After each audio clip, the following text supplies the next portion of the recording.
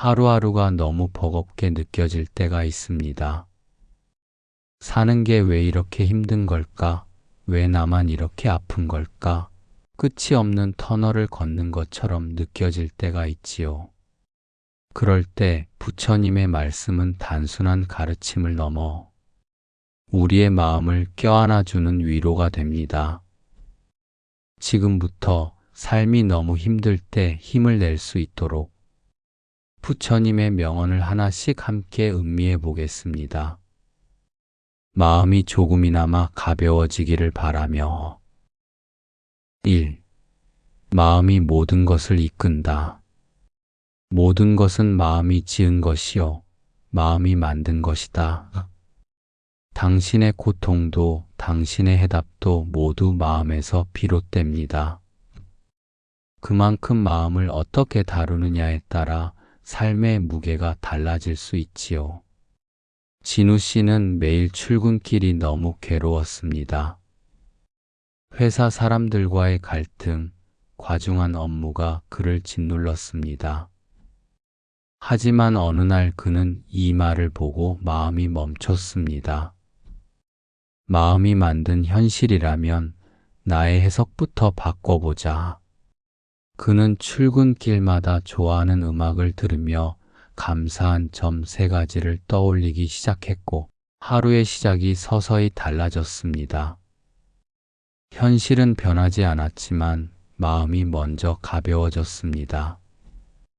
2. 이 또한 지나가리라. 무상을 아는 자는 지혜로우니다. 지금의 괴로움이 영원하지 않다는 걸 아는 순간 우리는 고통을 관조할 수 있게 됩니다. 지연 씨는 오랜 연애 후 이별을 겪고 무너졌습니다.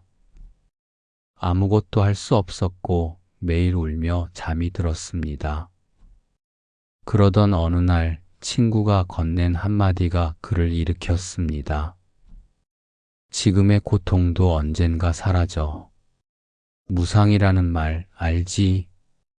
그 말에 지연 씨는 매일 해가 지고 다시 떠오르듯 감정도 흘러간다는 걸 받아들이게 되었고 조금씩 자신을 다시 돌보기 시작했습니다. 3. 자기 자신에게 자비로워져라. 자신을 사랑하지 않는 자는 남을 사랑할 수 없다. 당신이 가장 먼저 위로해야 할 사람은 바로 당신 자신입니다. 나연 씨는 늘 자신을 비난하며 살았습니다. 나는 부족해. 나는 왜 이 모양일까? 그녀는 자기 자신에게 가장 잔인한 말을 퍼붓고 있었지요. 그러던 중 불교 수행 모임에서 자신을 자비로 대하는 연습을 배우게 되었습니다.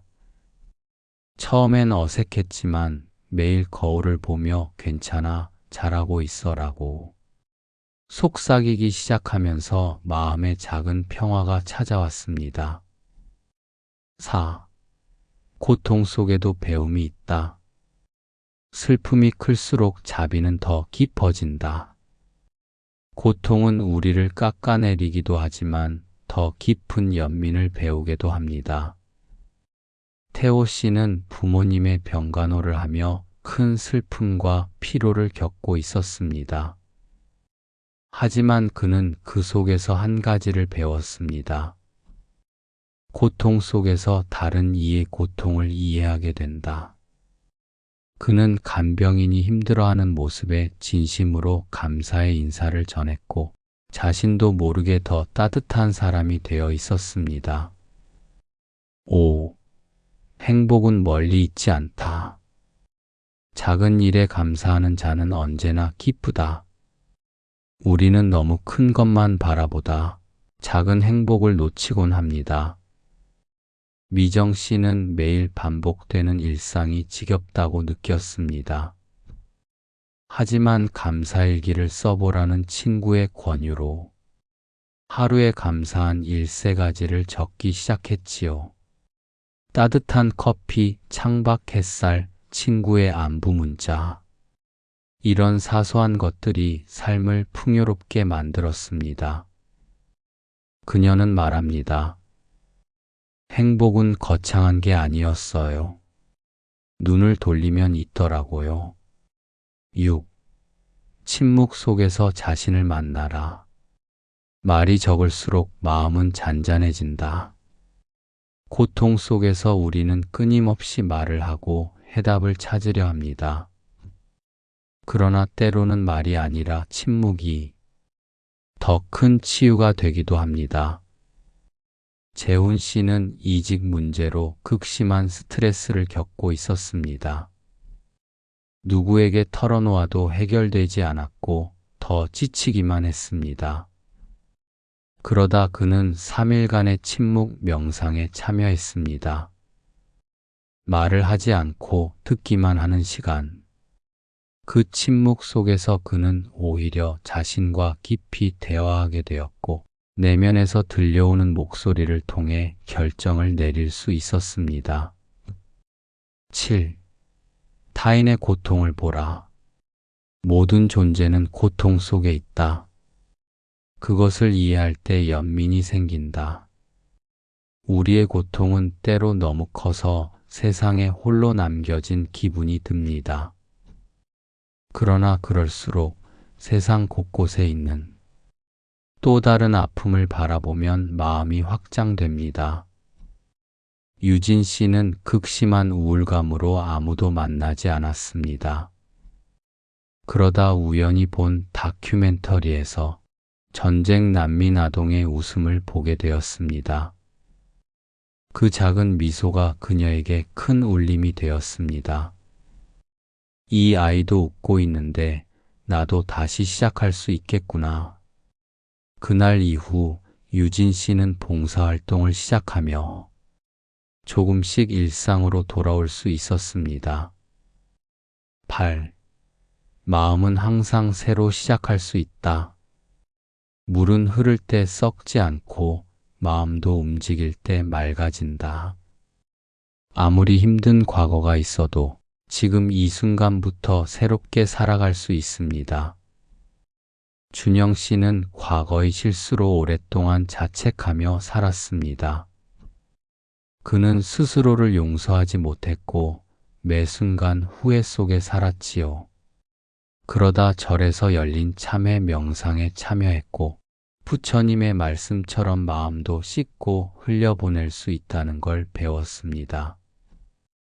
그는 그날 이후 매일 새벽마다 오늘은 새로운 시작입니다 라고 되뇌며 조금씩 과거를 놓아주기 시작했습니다. 당신이 지금 얼마나 지치고 아픈지 그 마음은 당신만 알고 계시지요. 하지만 기억해 주세요. 당신이 흘리는 눈물, 그것은 약함의 표시가 아니라 더 나아지려는 용기의 증거입니다. 부처님은 말씀하셨습니다. 한 줌의 연민이 온 우주를 밝혀줄 수 있다. 당신의 마음속에 여전히 남아있는 작은 온기, 그것이 당신을 다시 걷게 할 것입니다. 힘들다고 느낄 때 자신에게 이렇게 말해보세요. 지금은 그저 숨만 쉬어도 괜찮아. 나는 그저 존재하는 것으로 충분해. 지금의 아픔도 언젠가는 나를 더 깊게 이해하게 해줄 거야. 밤이 가장 깊을 때 새벽은 다가옵니다. 마치 고요한 명상 속에서 다시금 마음이 깨어나듯 당신의 삶도 서서히 다시 피어날 것입니다. 그리고 언젠가 지금의 당신처럼 힘겨워하는 누군가에게 이 순간의 고통이 자비로 전해질 것입니다. 고요히 앉아 부드럽게 숨을 내쉬며 이 말을 마음속에 새겨보세요. 나는 괜찮아지고 있다. 이 순간도 지나갈 것이다. 나는 연꽃처럼 피어날 것이다. 부처님의 말씀처럼 고요함은 가장 강한 힘이다. 그 고요 속에서 당신의 삶은 지금 이 순간도 자라고 있습니다. 당신은 결코 혼자가 아닙니다. 이 대화를 듣고 있는 이 순간, 우리의 마음은 연결되어 있습니다. 당신의 하루에 따뜻한 숨결이 함께하길 바랍니다. 감사합니다. 고요와 평안이 늘 당신 곁에 머물기를.